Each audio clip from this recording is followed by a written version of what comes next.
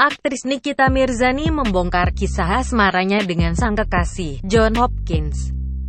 Wanita kelahiran tanggal 17 Maret tahun 1986 itu, membeberkan awal mula dirinya mengenal dengan John Hopkins. Momen tersebut diungkap Nikita saat menjadi bintang tamu di acara talk show TS Talks Minggu, tanggal 19 Juni tahun 2022. Nikita Mirzani mengaku kenal dengan John Hopkins melalui DM Instagram. Mendengar jawaban Nikita Mirzani, Luna Maya yang menjadi host di acara tersebut lantas heboh.